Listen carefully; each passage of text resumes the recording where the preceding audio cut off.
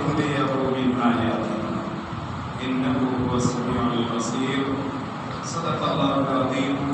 وقال تعالى في القرآن المجيد والفرقان الحميد في شأن حبيبه الكريم ورفعته وعظمته: إن الله وملائكته يصلون على النبي يا أيها الذين آمنوا صلوا عليه وسلموا تسليما. اللهم صل على سيدنا ونبينا ومولانا محمد النبي وعلى آله وأصحابه أفضل صلواتك وعدد معلوماتك وبارك وسلم.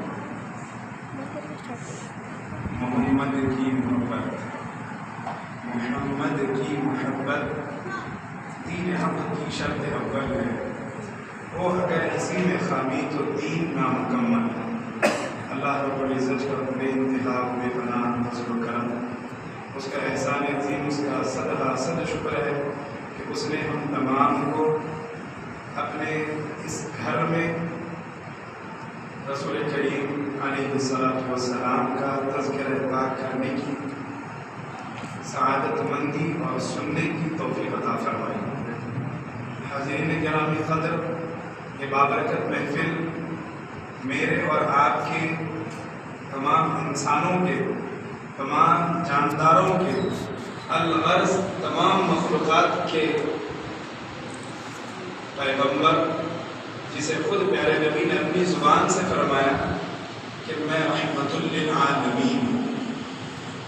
میں صرف ایک ہند کے لیے یا ایک ملک کے لیے، کسی ایک بر اعظم کے لیے نہیں، یا صرف 7 بر اعظم کے لیے نہیں، نہ صرف زمین کے لیے، بلکہ آسمانوں میں جو زمین میں جو ہے، بلکہ فرمایا تمام مخلوقات میں جتنے جاندار غیر جاندار ہیں سب مجھے پیغمبر کے نام سے جانتے ہیں. میں رحمت للعالمین ہوں. اللہ اور اس کے بعد کوئی ہے تو وہ میں محمد عربی ہوں. جناب گرامی، یہ ہماری سعادت مندی ہے کہ آج ہم ایسے پاک شخصیت رؤوف کریم رؤوف الرحیم صلی اللہ علیہ وسلم، جس کے بارے میں خود حضرت آدم فرماتے ہیں یہ فخر آدم و حوا ہے. بیٹے کے لیے اگر باپ کہے یہ میرا فخر ہے، بیٹے کے لیے باپ کہے یہ میرے لیے یہ میرا فخر ہے، تو اس میں باپ کا والد گرامی جب ان کے سینہ چوڑا ہو جاتا ہے عزت سے، بیٹے کی عزت، بیٹے کے جاہ و جلال، بیٹے کی عظمت، بیٹے کی رفعت، بیٹے کی ترقی اتنی ہو گئی کہ باپ دیکھ کر کہ مجھے میرے بیٹے پر فخر ہے. یہاں پر کوئی عام انسان نہیں ہے. ابو البشر، سب سے پہلے انسان سیدنا آدم، وہ کہہ رہے ہیں کہ آدم حوا دونوں بھی ان پر فخر کرتے ہیں. فخر آدم و حوا، فخر انس و جان، فخر انس و جن حضرت سیدنا محمد رسول اللہ صلی اللہ علیہ وسلم. عزیزان گرامی، ہم قرآن مجید فرقان حمید میں آج کی اس بابرکت رات سے متعلق 2 صورتوں میں ہمیں اس کا تذکرہ ملتا ہے. بنی اسرائیل میں جو 15 پارے میں، اور دوسرا ہمیں ملتا ہے سورۃ النجم میں. ان دونوں صورتوں میں یہ واقعہ معراج ذکر کیا گیا. قرآن مجید میں بھی تفسیر کے ساتھ موجود ہے، احادیث شریفہ میں بھی یہ واقعہ موجود ہے. حضور کریم رؤوف الرحیم صلی اللہ علیہ وسلم کا تذکرہ کرنا، آپ کے آج کی اس رات میں آپ کا تذکرہ کرنا اس لیے بھی ضروری ہے کیونکہ یہ رات حضور کریم صلی اللہ علیہ وسلم کے لیے خوشی کی رات تھی. حضور پاک علیہ السلام جس سے سب سے زیادہ محبت کرتے اور جس نے آپ کے تکالیف کو دور کرنے میں آپ کا ساتھ دیا، وہ ہماری ماں حضرت خدیجہ الکبریٰ رضی اللہ عنہا. آپ کا وصال ہو گیا، آپ کے چاچا نے آپ کی ذمہ داری لی، ان کا بھی انتقال ہو گیا. طائف کا سفر کیا دین کی تبلیغ کے لیے، انہوں نے بھی انکار کیا. یہ انکار میں اتنا اصرار کرنے لگے کہ رسول کریم صلی اللہ علیہ وسلم کے تکلیف کے عادت سے اتنی زیادہ تکالیف کے حضور گنج و غم میں مبتلا. اللہ سبحانہ و تعالیٰ نے ان تمام کو ختم کرنا چاہا. حضرت محدث دکن نے معراج نامے میں کئی حکمتیں لکھی، اس میں ایک حکمت یہ بھی لکھی کہ کیوں معراج ہوئی، تو ایک حکمت یہ بھی بتائی گئی، اس لیے معراج کی گئی تاکہ رسول کریم کے جو مصائبات، تکالیف، جو غم، جو رنجیدگی ہے وہ تمام دور کر دیے جائیں۔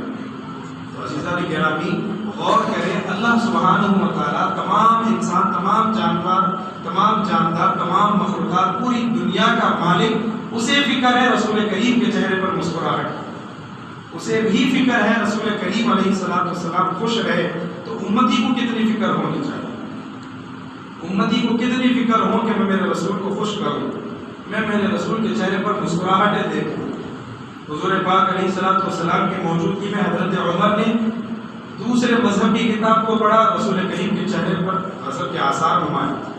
کیوں؟ رسول کریم چاہتے تھے کہ میری امت میری وفادار ہے۔ تو عزیزان گرامی آج ہم جو رسول کریم کا تذکرہ، آپ کے فضائل سنانے لگے ہیں، اس لیے تاکہ ہم سے ہمارے رسول خوش ہوں، اس لیے تاکہ ہم ہمارے بندوں کو، ہمارے بچوں کو، ہماری نسلوں کو سنائیں ہمارے رسول کے کیا فضائل ہیں۔ اللہ نے بے شمار معجزات دیے، کسی معجزے کی کمی نہیں تھی، بے شمار معجزات دیے۔ ایسا معجزہ قرآن دیا جو تا قیامت تک جوں کا تم باقی ہے۔ ہزاروں کتابیں آئے ختم ہو گئے، 110 صحیفے آسمان سے نازل ہوئے، لیکن کوئی باقی نہیں رہا۔ ایک قرآن مجید ہے جو جوں کا توں 1400 سال سے باقی ہے۔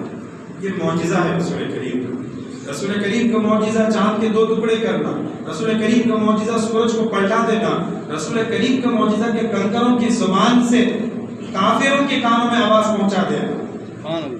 رسول کریم کا معجزہ تھا کہ درخت ہے جو ہم سمجھتے ہیں کوئی جان نہیں ہے، وہ درخت جب رسول ضرورت حاجت کے لیے بیٹھتے وہ آ کر سائے کے لیے کھڑے ہو جاتے اور ایسے زمین سے نکل آتے جیسے کہ انہیں وہاں سے کسی نے کھینچ نکالا، اور ایسے وہی جگہ پر جاتے جہاں سے وہ نکلے ہوئے تھے۔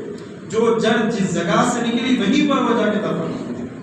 یہ معجزات تو کئی تھے، لیکن یہ بھی بڑا معجزہ رسول کریم صلی اللہ علیہ وسلم کا۔ کلیہ طور پر ایک فتویٰ اور ایک بات اور ایک عقیدہ بتا دوں، کیا رسول کریم صلی اللہ علیہ وسلم نے اللہ کا دیدار کیا؟ سوال، اس پر فتویٰ عقیدہ دونوں بتا دوں۔ حضرت مفتی اعظم مولانا مفتی عظیم الدین صاحب رحمۃ اللہ علیہ جامع نظامیہ سے فتویٰ لکھا، جس میں صراحتاً یہ لکھا گیا کہ رسول کریم محمد رسول اللہ صلی اللہ علیہ وسلم اللہ کے دیدار سے مشرف ہوئے، اور یہی اہل سنت و جماعت کا عقیدہ ہے۔ اب اس پر اگر اعتراض ہو کہ دیدار کتنا ہوا، کیا ہوا، کلیہ طور پر وہ باتیں الگ ہیں۔ دیدار ہوا یہ کافی ہے، اور دلیل کے طور پر اگر ایک حدیث پیش کر دیا جائے تو جنتیوں کے لیے تحفہ کیا ہے؟ جنتیوں کے لیے تحفہ کیا ہے؟ فرمایا جنتیوں کے لیے سب سے بڑا تحفہ یہ ہوگا کہ وہ رب اپنے چہرے میں سے پردے ہٹا دے گا اور انہیں اپنا دیدار عطا کرے گا۔ تو فرمایا جس کی شفاعت سے جنت میں داخل ہو اور ان کی آنکھوں میں یہ تاب و طاقت ہو کہ وہ رب کا دیدار کرے، اور جو خود شفاعت کرا کر لوگوں کو پہنچا دے وہ شافع محشر کی آنکھوں میں طاقت کرو، یہ تو کوئی بڑی بات نہیں ہے، کوئی تعجب کی بات نہیں ہے کہ رسول کریم کی آنکھوں میں وہ طاقت ہے۔ تو عزیزان گرامی رسول کریم علیہ السلام کے لیے آج کی اس رات رب ذوالجلال کا دیدار ہونا، آپ علیہ السلام رب ذوالجلال کے دیدار سے مشرف ہونا، یہ تعجب نہیں ہے، یہ رسول کریم کا معجزہ ہے۔ آپ کہیں گے یہ ناممکن ہے، عزیزان گرامی معجزہ کہتے ہی اسے ہے جسے ہماری عقلیں مان نہیں سکتی۔ ہماری عقلیں کہتے ہیں یہ بات تو ممکن نہیں ہے، نہیں، معجزہ کہتے ہی اسے ہے کہ ہماری عقل کہیں گے نہیں یہ تو ممکن نہیں ہے، تبھی تو وہ معجزہ ہوا۔ چاند کو اشارے سے 2 ٹکڑے کرنا کسی کا باپ نہیں مانتا، رسول کریم نے کیا، معجزہ ہے، مان کے۔ سورج کو ڈوبنے کے بعد پلٹ کر آنا، میں 27 سال کا کبھی نہیں پلٹا، حضور کی زندگی 40 سال میں پلٹ کے آ گیا، یہ کیا؟ یہ رسول کا معجزہ ہے، ماننا پڑے گا، معجزہ ہے اس لیے ماننا پڑے گا۔ یہاں پر بھی دیدار ہوا، معجزہ ہے، ماننا پڑے گا۔ تو الغرض قرآن مجید شروع ہو رہا ہے سبحان الذی اسریٰ بعبدہ۔ اگر یہاں پر کسی نے قرآن مجید کا دورہ کیا، مطالعہ کیا، تلاوت کی شروع سے، تو انہیں اندازہ ہوگا کہ یہ پہلا سورہ ہے جس کو اللہ نے سبحان کے لفظ سے شروع کیا۔ کس سے؟ سبحان۔ سبحان اللہ ہم پڑھتے ہیں، سبحان کے معنی آتے ہیں پاک، ہر چیز سے پاک، ہر نفس سے پاک، ہر کمی سے، ہر کجی سے پاک۔ یہاں پر اس آیت کو شروع کیا گیا سبحان کے لفظ سے۔ فرمایا محدث دکر نے اس کی تفسیر فرمائی سبحان الذی اسری بعبدہ، پاک ہے وہ ذات، بے نیاز ہے وہ ذات جس نے اپنے خصوصی خاص بندے کو، وہ بندے کون ہیں؟ بولو ہمارے نبی ہیں، ہمارے آقا محمد رسول اللہ، اپنے خاص بندے کو رات کے کچھ حصے میں مسجد حرام سے مسجد اقصی کی سفر کروایا۔ اللہ سفر کروایا، قرآن کی آیت کا ترجمہ ہے، اللہ رات کے کچھ حصے میں سیر کروایا۔ اب اعتراض یہ ہوتا کہ کیسے بھئی کچھ وقت میں سیر کیسا ہوگی؟ تو یہاں پر یہ پہلا لفظ بتا رہا ہے کہ جس نے صرف کن کے ذریعے سے پوری دنیا کی تخلیق فرمائی، صرف کن، لفظ کن ہو جا بس دنیا بن گئی، لفظ کن سے اس نے پوری کائنات کو پیدا فرمایا۔ تو وہ پاک ذات سبحانہ اگر وہ لے کر جائے تو کیا تعجب کی بات ہے؟ تو رسول یہ نہیں کہے کہ میں گیا، رسول نے کہا مجھے لے جایا گیا۔ سبحان الذی اسری بعبدہ لیلا من المسجد الحرام الی المسجد الاقصی الذی بارکنا حولہ لنریہ من آیاتنا، وہ کہ جس کے اطراف، جس کے ارد گرد ہم نے برکتیں ہی برکتیں رکھی تاکہ ہم دکھا دیں پیارے نبی کو کہ ہماری نشانیاں کیا کیا ہے۔ انہ هو السمیع البصیر، یقیناً وہ خوب سننے والا اور دیکھنے والا ہے۔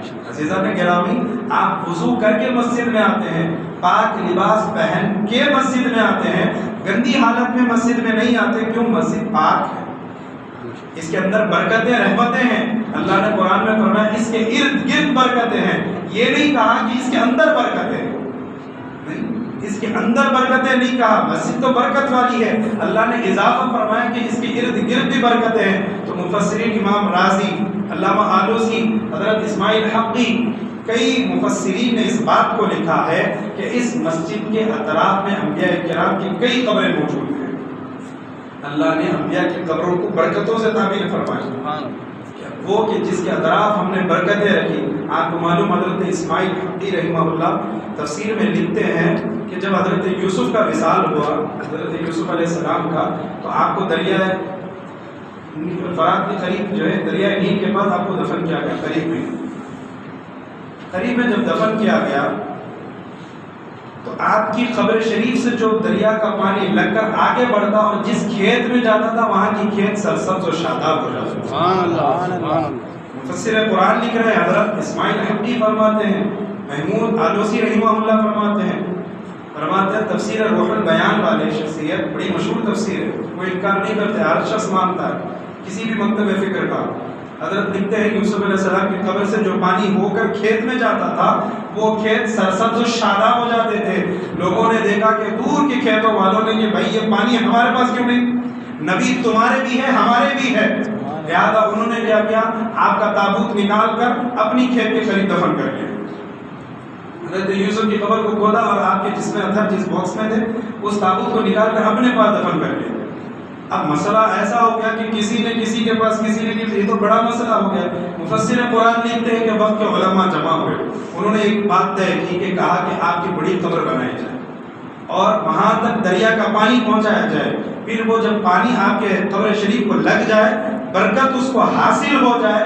اور ایک بات میں آخر میں کہہ دوں کہ پانی کوئی معمولی پانی میں نہیں تھا، دریائے نیل کا کون سا پانی ہے بتاؤں گا، یہ پانی آ کے آپ کے قبر شریف کو لگا، لوگوں نے وہاں پر ایک ہاؤس بنا دیا بڑا، پھر اس کی نالی کھیتوں کی طرف پہنچا دیا۔ اس طریقے سے آپ کی قبر کا برکت والا پانی سب کے کھیتوں میں جایا کرتا تھا اور سب کے کھیت سرسبز و شاداب۔ آپ کو معلوم رسول کریم علیہ السلام نے فرمایا جب سدرۃ المنتہا پہنچے، اختصار کے ساتھ تفصیل ہم نہیں بیان کریں گے، کسی اور موقع پر بھی کریں گے، کیونکہ ایک ہی قصہ بڑا طویل ہے، بہت بار 2-3 گھنٹے اس کے لیے درکار ہے۔ البتہ رسول کریم علیہ السلام فرماتے ہیں کہ سدرۃ المنتہا کے نیچے سے 4 نہریں، کتنی؟ 4 انہر، 4 نہریں تجری بہ رہی ہے، 2 نہریں ظاہر ہیں، 2 نہریں باطن ہیں۔ فرمایا نہرانی ظاہرانی دریا، 2 نہریں ظاہر ہیں، ایک دریائے نیل ہے، دریائے فرات۔ یہ ایسی دریا ہے جو آسمان سے سدرۃ المنتہا سے زمین پر پہنچائے گی۔ ایک عراق میں موجود ہے، ایک افریقہ میں موجود ہے، ایک افریقہ میں موجود ہے دریائے نیل، میں وہاں کا پانی پیا ہوں، دریائے نیل افریقہ میں موجود ہے اور دریائے فرات عراق میں موجود ہے۔ عزیزان گرامی یہ 2 دریا حدیث شریف میں موجود ہے، دو ظاہر دریا جس کا پانی سدرا سے زمین پر آیا، اور دو باطن یعنی چھپی ہوئی نہریں جس کا پانی جو دودھ اور شہد کے ہوں گے وہ جنت میں داخل ہوں گے۔ اس کے بارے میں فرمایا گیا۔ الغرض عزیزان محترم، رسول کریم علیہ السلام کے جو فضائل، آپ کے جو معجزات بتائے گئے، اس میں اس شب معراج کو حکمتاً لوگوں نے یوں بھی بیان فرمایا کہ رسول کریم علیہ السلام کی معراج کروانا، یہ بات لوگوں کے ذہنوں میں بٹھانا کہ آپ تمام نبیوں کے سردار ہیں۔ ایک حکمت یہ بھی بتائی گئی کہ رسول کریم علیہ السلام صرف نبی نہیں ہیں بلکہ تمام نبیوں کے سردار۔ وہ کیسے بتائی؟ آپ کو معلوم اب تک یہاں پر نبی تھے لیکن نبیوں کی امامت کرنا باقی تھا، اگر کرتے تو امام الانبیاء ہوتے، نبیوں کی امام الانبیاء۔ تو رسول کریم علیہ السلام اب یہاں پر مسجد حرام میں، چونکہ واقعہ ذکر کر رہا ہوں کہ مسجد حرام میں آپ آرام فرماتے ہیں کہ میں حتیم خانہ کعبہ، جو خانہ کعبہ کے سامنے چھوٹی سی دیوار ہے اسے حتیم خانہ کعبہ کہتے ہیں، وہ بھی خانہ کعبہ کے اندر کا حصہ رہا۔ عمر بن عبدالعزیز کے زمانے میں اسے ویسے ہی رکھ دیا گیا، جبکہ اس سے قبل حضرت خلفاء راشدین کے بعد یہ ارادہ کیا گیا تھا کہ اسے بھی ہم خانہ کعبہ کے اندر لیں گے، لیکن ممکن نہیں سمجھا گیا۔ جیسا حضور کے زمانے میں رہا ویسے ہی حضرت عبدالعزیز حضرت عبدالعزیز نے وہی کام کیا، عمر بن عبدالعزیز نے۔ تو اس حتیم خانہ کعبہ میں آسمان کے نیچے حضور آرام فرما رہے ہیں۔ ایک روایت کے مطابق حضرت ام ہانی، یہ حضرت علی کی بہن ہے، حضور آپ کی چچا زاد بہن ہے، آپ کے گھر میں آرام فرما رہے تھے کہ ہوا یوں کہ چھت ہٹی اور حضور پاک فرما رہے تھے میں آرام کر رہا تھا اور جبریل امین زمین پر تشریف لائے اور انہوں نے مجھے اختصاراً مجھے حرام شریف کے لیے زیارت کے لیے لے گئے۔ عزیزان گرامی، حضرت محدث دکن علیہ رحمہ حضرت سیدنا عبداللہ شاہ نقشبندی نے اس کا اس طریقے سے نقشہ کیا، اگر آپ پڑھیں گے آپ کو اندازہ ہوگا کہ رسول کریم کے ایک ایک لمحے کو کیسے محفوظ کیا۔ اگر آپ اس معجزے کی کتاب کو پڑھیں گے، شب معراج نامہ، آپ کو اندازہ ہوگا کہ ہمارے رسول کا کیا مقام و مرتبہ ہے۔ رسول کریم علیہ السلام کے لیے کیا کیا فضائل ہیں، آپ اگر اس کو پڑھیں گے تو آپ کو اندازہ ہوگا۔ آپ کوشش کریں انشاءاللہ خرید کے پڑھیں گے۔ آپ ہی کے شہر کے بڑے مشہور بزرگ سیدنا عبداللہ شاہ نقشبندی چمن میں آرام فرما رہے ہیں، بے شمار کتابیں ہیں اور اس میں سے ایک کتاب آج کے متعلق شب معراج نامہ موجود ہے، اس کو آپ پڑھیں۔ اس میں تفصیل سے لکھتے ہیں کہ رسول کریم علیہ السلام خود فرماتے ہیں کہ جب اللہ سبحانہ و تعالیٰ نے ارادہ کیا کہ اپنے حبیب پاک کو آسمانوں کا سفر کروائے تو حضرت جبرائیل کو کہا کہ جبرائیل جاؤ زمین پر، اور ایسے نہیں جانا بلکہ 70,000 فرشتوں کا جھرمٹ لے جانا، پوری تیاری کے ساتھ جانا، اور جاتے جاتے جنت کے دروازے کھول دینا، دوزخ کے دروازے بند کر دینا، آگ کو ٹھنڈی کرنا، حتیٰ کہ اگر اسرائیل سے کہہ دو کہ دنیا میں جہاں کہیں قبروں میں عذاب ہے وہ قبر کے عذاب کو بھی اٹھا دے۔ آج کی رات قبر کے عذابوں کو بھی رکا دیا گیا۔ یہ میں نہیں کہہ رہا، حدیث پاک میں موجود ہے۔ معراج نامہ محدث دکن نے لکھا، آپ ان سے سوال کریں، حدیث انہوں نے نقل فرمایا کہ قبروں سے عذاب کو بھی اٹھا لیا گیا، قرآن بہشت کو تیار کیا گیا، تمام آسمانوں کو مزین و آراستہ کیا گیا۔ زمین پر جب حضرت جبرائیل اترے، جب زمین پر اتنے ہزار تعداد فرشتوں کے ساتھ جب اترے، ہمت نہیں ہوئی کہ رسول کریم کو ہاتھ لگا کر جگائے، ہاتھ لگا کر جگائے، ہمت نہیں ہوئی۔ کیا کیے؟ سوچنے لگے کیا کروں۔ غائب سے ایک ذہن و گمان میں ان کی ایک بات آ گئی کہ کیوں نہ میں اپنے چہرے انور کو، میرے چہرے کو، جو کہ میرا چہرہ کافور سے بنا ہوا ہے، کافور دیکھیں ہم، کافور ٹھنڈا ہوتا ہے، میرا چہرہ کافور سے بنایا گیا۔ میں اب سوچنے لگا اللہ نے پورے جسم کو نورانی بنایا، چہرے کو کافوری کیوں بنایا؟ آج مجھے یہ بات سمجھ میں آئی کہ یہاں یہ سبب تھا کہ ایک وقت آئے گا کہ مجھے رسول کریم کو بیدار کروانا ہو تو میں ہاتھ لگا کے تکلیف نہیں دوں گا، اپنے چہرے کی ٹھنڈک آپ کے تلوے کو لگا کر بیدار کرواؤں گا۔ سبحان اللہ۔ چنانچہ حضرت جبرائیل خود کہتے ہیں کہ میں زمین پر اترا، آواز دوں سوچا، آواز کروں سوچا، لیکن کچھ نہیں کر سکا، ہمت نہیں ہوئی۔ سوچا تو میں نے اپنے چہرے کو، پیارے نبی کے تلوے کو مس کیا، ٹھنڈک محسوس ہوئی، حضور نے آنکھ کھولا۔ عزیزان گرامی، یہاں پر ایک بات میں اپنی طرف سے کہنا چاہوں گا۔ رسول کریم نے حضرت جبرائیل سے پوچھا کہ جبرائیل تمہاری بددعا کیا ہے؟ تمہارا حلیہ مبارک ہے، تمہارا اصلی جسم کیسا ہے، ریالٹی بتاؤ. ہمیشہ کسی نہ کسی صحابی کی شکل میں آتے ہو، آج اپنا جسم بتاؤ. حضرت جبرائیل نے کہا رسول کریم اوپر دیکھے، جیسے نظریں اٹھائے تو کیا دیکھتے ہیں؟ 7 آسمان اوپر سر ہے. کتنے؟ 7 آسمان اوپر سر ہے تو زمین پہ پیر ہے. جی زمین پہ پیر ہے تو 7 آسمان اوپر سر ہے. آپ کے جسم پر 600 پر ہے. فرماتے ایک پر کھودو تو مشرق سے مغرب ڈوب جائے، دوسرا کھودو تو شمال سے جنوب بھی ڈوب جائے. 4 پر میں یہ طاقت ہے، مجھے اللہ نے 600 پر دیے ہوئے. اتنی میری طاقت. میں یہاں پر ایک خیال پیش کر رہا ہوں، اتنی قد و قامت والے اپنا چہرہ جو 7 آسمان اوپر رکھتے ہیں، آج رسول کریم کے تلووں کو مس کر رہے ہیں. اور کرے رسول کریم کے تلوے کے نیچے جبرائیل امین کا سر ہے تو رسول کریم کا سر کہاں تک گیا؟ سبحان اللہ. اور کر کے آپ دیکھیں اللہ نے رسول کریم کو کتنا بڑا بلند والا مقام عطا کیا. رفع ذکر پاک ثابت ہے کلام اللہ سے، مطمئن ہوتے ہیں دل ذکر شہر اولاد سے. جب بھی رسول کریم کا ذکر کرو تو امتی کے دل میں ٹھنڈک میسر ہوتی ہے. کیوں؟ یہ ہمارے شافع محشر ہے جن کے یہ فخر ہے، یہ شافع محشر ہے جن کی یہ فضائل ہیں. عزیزان گرامی، رسول کریم علیہ الصلوۃ والسلام جبرائیل امین سے پوچھا، دریافت کیا کیا بات ہے، کیوں آئے؟ اور دیکھا ایک جمع غفیر فرشتوں کا کھڑا ہوا ہے، کیا بات ہے؟ تو حضرت جبرائیل نے کہا یا رسول اللہ دیدار کا شوق رکھتا ہے اور آپ کو اپنی طرف دعوت دیتا ہے. رسول کریم بالکل تیار ہوئے. خود رسول کریم فرماتے ہیں میرے سینے کو چیر دیا گیا، میرے سینے کو شاخ کیا گیا، چیرا گیا اور میرے دل کو قلب مبارک کو نکالا گیا اور اسے زمزم کے پانی سے دھویا گیا.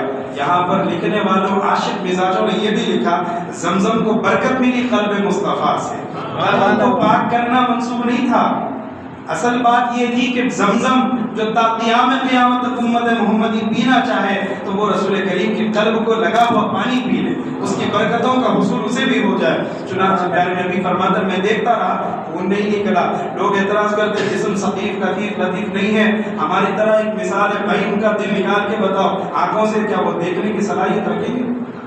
جو کہتے ہیں کہ رسول کریم ہماری طرح ایک انسان، ہماری طرح ایک بشر ہے، یہ جو قید لگا دیتے ہیں رسول کریم کے ساتھ، ان سے کہو کہ ہم بھی تمہارا سینہ چیریں گے، دل نکالیں گے اور پانی زمزم سے دھوئیں گے، تم خون بھی نہیں نکالنا اور تم آنکھوں سے دیکھ لینا. ناممکن ہے. تو فرمایا رسول کریم میں دیکھ رہا بھی تھا، خون بھی نہیں نکلا، دوبارہ پھر بند بھی کر دیا گیا. کیوں؟ اس لیے کہ رسول کریم ظاہراً ہمارے سامنے ایک بشر ہے ورنہ آپ سراپا نور ہی نور ہے. مفسرین نے لکھا قد جاءکم من اللہ نور وکتاب مبین، تمہارے پاس نور آیا اور ایک واضح کتاب آئی. نور کیا ہے؟ واضح کتاب کیا ہے؟ واضح کتاب قرآن ہے، نور محمد رسول اللہ. عزیزان گرامی، یہاں سے آپ کا سفر معراج شروع ہوتا ہے اور سفر معراج کی ابتدا ہوئی براق سے. براق ایک ایسی سواری جو تا حد نظر اپنا ایک قدم رکھے، جہاں تک آپ کی نظر پہنچے مشرق جہاں پر سورج ڈوب رہا مغرب، وہاں پر ایک قدم رکھنے کی صلاحیت رکھنے والا وہ جانور براق. آپ کو معلوم محدث دکن لکھتے ہیں اس براق میں بھی کوالٹیز ہے، اس میں بھی کوالٹیز ہے. جب حضرت جبرائیل کو حکم ہوا جاؤ ایک براق ایک سواری کو لے کر نیچے جانا، تو حضرت جبرائیل جب جانوروں کے پاس گئے تو براق ایک نہیں تو انہیں ہزاروں کی تعداد میں کھڑے تھے، ہزاروں کی تعداد میں کھڑے تھے. حضرت جبرائیل سوچنے لگے میں کسے لے جاؤں؟ اللہ نے ندا دی پیچھے جو کھڑا ہوا ہے اسے لے کر جاؤ. کہا کہ کیوں؟ اس لیے کہ سامنے والے اکڑ رہے تھے، میں سامنے ہوں مجھے لے جائیں گے، میں سامنے ہوں مجھے لے جائیے. وہ پیچھے والا سن رہا تھا، میں کہا میں تو غمگار پیچھے کھڑا ہوں، مجھے تو کہاں یہ صحبت ملے، مجھے یہ خدمت کا موقع کہاں ملے. وہ تواضع انکساری میں دبا جا رہا تھا. اللہ نے حضرت جبرائیل کو کہا تواضع والے کو تواضع والے کے پاس لے جاؤ، انکساری والے کو انکساری والے کے پاس لے جاؤ. پیچھے سے اٹھایا گیا، اس براق کو لایا گیا، ڈرنے لگا کانپنے لگا. جب رسول کریم سامنے آ گئے ہلنے لگا، حضرت جبرائیل نے ہاتھ رکھے کہا براق ہلنا نہیں. اس پر تمام انسان تمام انبیاء کے سردار بیٹھنے والے تھے، ہمت نہیں ہو رہی، کانپنے لگا. استاد گرامی سامنے آ جائے تو شاگرد کی زبان سوکھ جائے، اب آپ کے سامنے میری زبان سوکھ جائے. یہ ڈر یہ گھبراہٹ یہاں پر تمام نبیوں کے سردار، تمام فرشتوں کے سردار حضرت جبرائیل سے جسے گھبراتے تھے، حضرت جبرائیل ان کے خادم بنے وہاں کھڑے. کتنی گھبراہٹ. رسول کریم نے صرف اپنا دست اس پر پھیرا، کیا ہونا تھا کہ اتنی ٹھنڈک ملی کہ اطمینان اسے میسر ہو گیا. اسی لیے فرمایا گیا جب بھی ڈر و گھبراہٹ ہو، ہمارے پاس خون کی ٹانک، یہ ٹانک وہ ٹانک پیتے، محدثین نے صوفیاء کرام نے لکھا ہول گھبراہٹ ہو درود شریف پڑھنے لگ جاؤ. جب بھی ہول و گھبراہٹ ہو، ڈر لگے، خوف لگے، کیا کرو؟ کچھ اور نہیں کرو، صرف درود شریف پڑھنا شروع کر دو. یہ ایک واحد ہے چیز جو تمام بلاؤں کو، وباؤں کو، پریشانی کو دور کر دے گی. چنانچہ حضرت جبرائیل نے براق کو پکڑا، حضور پاک کو فرمایا کہ بیٹھے، بڑی تیز رفتار سواری ہے. حضور پاک بیٹھنے لگے لیکن اچانک رک گئے. یوم نحشر المتقین الی الرحمن وفدا. حضور پاک آنکھ میں آنسو آ گئے، ہمیں یاد کرنے لگے جو زندگی میں ایک مرتبہ سلام کے لیے ٹھہرنا مناسب نہیں سمجھا. حضور پاک کھڑے ہو گئے، سامنے جبرائیل تمام فرشتوں کے سردار، بہترین سواری براق، دیدار کے لیے جانا ہے تمام دنیا کے خالق، کائنات کے مالک، اس کی زیارت کے لیے جانا ہے، مطلوب بارگاہ خداوند ہیں. آج طلب کیا گیا رسول کریم کو، جبکہ حضرت موسیٰ نے طلب کیا تھا کہ میں دیدار کروں گا. قرآن مجید موجود ہے وَلَمَّا جَاءَ مُوسَىٰ لِمِيقَاتِنَا وَكَلَّمَهُ مُوسَىٰ. فرمایا لن ترانی، نہیں دیکھ سکتے، نہیں دیکھ سکتے تم. یہاں پر مطالبہ تھا اور یہاں پر رسول مطلوب تھے، یہاں پر حضور کو طلب کیا ہوا تھا. حضور پاک نے فرمایا کہ نہیں جبرائیل، جب قیامت ہوگی، جب قیامت برپا ہوگی اور جب لوگوں کو قبروں سے نکالیں گے، اللہ نے قرآن میں کہا کہ جب قبر سے یہ اٹھیں گے تو فرشتے ہانک کر مار کر انہیں حشر کے میدان کی طرف لے جائیں گے. ہانک کر اور مار کر انہیں حشر کے میدان کی طرف لے جائیں گے. پل صراط پر ہانکیں گے، لوگ جل کر گر کے مر جائیں گے. مجھ سے وعدہ لو کہ میں چلوں گا اسی وقت جب میرے امتیوں کے ساتھ بھی ایسا کوئی سواری مل جائے. قرآن مجید موجود ہے، اٹھاؤ پڑھو. یوم نحشر المتقین الی الرحمن وفدا. اللہ نے وعدہ فرمایا اس دن ہم آپ کے نیک امتیوں کے لیے رحمان کی طرف آنے کے لیے ایسے ہی فرد تیار کر دیں گے اور جماعت در جماعت انہیں داخل کریں گے. حضرت جبرائیل وہیں پر تھے. خیر آگے بیان کریں گے. حضرت جبرائیل علیہ السلام پیارے نبی کو سوار کیا. اس کے بعد آپ نکلے مسجد حرام سے مسجد اقصیٰ. مسجد اقصیٰ پہنچے، وہاں پر آپ براق کو باندھ دیے. اس کے بعد وہاں پر کیا دیکھتے ہیں کہ تمام انبیاء کرام موجود ہیں، تمام انبیاء و رسول موجود ہیں. حضرت جبرائیل ایک ایک کا تعارف کراتے ہیں. یہ حضرت آدم ابو البشر سیدنا آدم، یہ کون ہے، یہ کون، ایک ایک سے ملاقات ہوئی. اس کے بعد جب نماز پڑھنے کا موقع، نماز 2 رکعت نماز صلاۃ شکر ادا کرنا، مسجد اقصیٰ میں پہنچ گئے. جس طرح ہم نماز کے لیے آئے، پہلا نماز ہم پڑھتے ہیں، فرض نفل سنت نہیں، تحیۃ الصلاۃ. مسجد میں پہنچ گیا، شکرانے کی 2 رکعت، شکرانے کے 2 رکعت. یہاں پر تمام انبیاء کی موجودگی ہے. اب اقامت دینے والے حضرت جبرائیل ہیں. حضرت جبرائیل تمام فرشتوں کے سردار، یہ اقامت دینی ہے. اب سب ایک دوسرے کو دیکھ رہے ہیں، سب سمجھنے لگے کہ ابو البشر سیدنا آدم پڑھائیں گے. حضرت سیدنا آدم نے رسول کریم کا ہاتھ مبارک پکڑا، آگے کہا کہ آپ تمام کی امامت کے حقدار ہیں. تو یہاں سے آپ کو امام الانبیاء والمرسلین ملے. آپ بات سمجھ گئے؟ یہاں پر امامت حاصل ہوئی، تمام نبیوں کی سرداری حاصل ہوئی. اس کے بعد یہاں سے محدث دکن لکھتے ہیں کہ ایک میزان، ایک سیڑھی لگائی گئی جس سے آسمانوں کا سفر ہو. پہلے آسمان پر حضرت سیدنا آدم سے پھر دوبارہ ملاقات. اب یہاں پر محدثین ایک مزید اور مزید کی تشریح کرتے ہیں. کہتے ہیں کہ لوگ کہتے ہیں کہ رسول کریم صلی اللہ علیہ وسلم قبر مبارک میں اگر 4 لوگ ایک ساتھ قتل ہو جائے، شہید ہو جائے اور سب کی قبر میں بیک وقت حضور نہیں پہنچ سکتے. ہماری دعائیں ہیں کہ ہماری قبر میں رسول کی آمد ہو. جب فرشتے سوال کرنے لگ جائے تو رسول ہمارے سامنے ہوں. ہماری یہ آرزو ہے نا، نہیں ہے؟ ہماری یہ آرزو ہے کہ میری قبر میں، میری کفن میں، میرے پہلے میں جسے دیکھوں وہ ہمارے آقا محمد رسول اللہ صلی اللہ علیہ وسلم ہوں. عزیزان گرامی، فرمایا کہ نہیں، ایک ہی وقت میں 4 جگہ کیسے آ سکتے ہیں؟ ایک ہی وقت میں 4 لوگ شہید ہوئے کیسے آ سکتے ہیں؟ حضور پاک علیہ الصلوۃ والسلام فرماتے ہیں میں براق پر سوار ہوں اور مسجد اقصیٰ جا رہا ہوں. میں کیا دیکھتا ہوں؟ رأیت فی الارض، زمین میں میں دیکھتا ہوں موسیٰ کو، کان یصلی فی قبری، وہ کیا کرتے ہیں؟ زمین میں نماز پڑھ رہے ہیں. وہ اپنی قبر میں نماز پڑھ رہے تھے، صلاۃ پڑھ رہے تھے. دونوں معنی ہے. اس کے بعد جب میں مسجد اقصیٰ پہنچا، میں وہاں پر بھی دیکھتا ہوں کہ صف میں حضرت موسیٰ کھڑے ہوئے ہیں، میں وہاں پر ان کی امامت کیا۔ پھر اس کے بعد جب میں پہلے آسمان پہ پہنچا تو میں تو نکلا تھا جانے کے لیے، یہ تو وہاں پر کھڑے تھے۔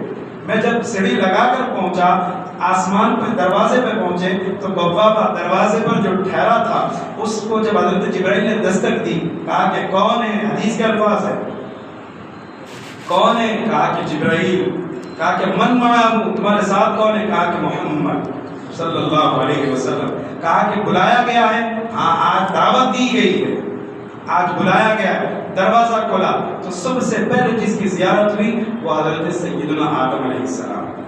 نیچے اقامت میں بازو کھڑے تھے، اوپر پہلے آسمان پر پھر سیدنا آدم، وہاں پر ملاقات ہوئی۔ دیکھیں کہ حضرت سیدنا آدم بیٹھے، رائٹ ہینڈ کی طرف دیکھتے تو خوش ہوتے، لیفٹ ہینڈ دیکھتے تو روتے جاتے۔ کہا کہ کیوں ایسا کر رہے ابو جان؟ تو کہا کہ سیدھی جانب جو بچے میرے ہیں یہ جنت میں جائیں گے، یہ بائیں جانب جو دوزخ میں جائیں گے۔ الغرض پھر دوسرے آسمان پر پھر وہی سوال، کون ہے؟ کہا کہ جبرائیل، میرے ساتھ محمد، بلائے گئے، دعوت دیے گئے۔ اب یہاں پر آخر میں بتاؤں گا کہ کیوں یہ سوالات، جبکہ آسمان کو مزین کیا گیا، فرشتوں کو کہہ دیا گیا، جبرائیل کو ایک نہیں دو نہیں 70,000 کی تعداد میں بھیجایا گیا، اس کے بعد یہ سوالات کیوں سوال؟ حکمت کیا تھی سوال کی؟ دوسرے آسمان پر پہنچے، حضرت عیسیٰ وہاں پر موجود، نیچے بھی موجود، اوپر بھی موجود۔ نبیوں کی طاقت کا اندازہ آپ لگائے، اور رات جو اتنی تیزی سے جا رہا ہے اس سے تیز نبیوں کی طاقت۔ حضرت عیسیٰ، حضرت یحییٰ، یہ دو نبی خالازاد بھائی، یہ دو وہاں پر موجود۔ تیسرے آسمان پر پہنچے تو حضرت یحییٰ وہاں پر موجود۔ چوتھے آسمان پر پہنچے، حضرت ادریس وہاں پر موجود۔ پانچویں آسمان پر پہنچے، حضرت ہارون وہاں پر موجود۔ سب نیچے تھے، سب ایک کے بعد دیگر ہے، اوپر بھی ملاقات ہوئی۔ چھٹے پہ پہنچے حضرت موسیٰ دوبارہ وہاں پر موجود۔ بھائی نیچے کا حضور نے خود فرمایا، مشکات کی حدیث ہے، رأیت فی الارض موسیٰ کان یصلی فی قبرہ، وہ قبر میں نماز پڑھ رہے تھے۔ پھر چھٹویں آسمان پر حضرت موسیٰ، پھر مسجد اقصیٰ میں موسیٰ، ایک ہی جگہ نہیں بلکہ ایک انسان کئی جگہ پر، یہ اس کی طاقت پر کرتا ہے کہ کہاں کہاں وہ پہنچ جائے۔ الغرض ساتویں آسمان پر حضرت ابراہیم، جب وہاں پر پہنچے حضرت ابراہیم علیہ السلام، سدرۃ المنتہا ایک درخت ہے۔ سدرۃ المنتہا کیا ہے؟ ایک درخت ہے جو بڑا چوڑا درخت ہے، جس کے پھل مٹکے کی طرح ہیں اور جس کے پتے، جس کے اوراق کیسے ہیں؟ ہاتھی کے کانوں کی طرح ہیں، اتنے بڑے بڑے پتے۔ اور وہیں پر ایک اللہ کا ایک اور گھر ہے جسے بیت عتیق کہا گیا۔ جس طرح زمین پر خانے کعبہ ہے، ساتوں آسمان اوپر بیت عتیق ہے جو فرشتوں کے لیے بنایا گیا، اور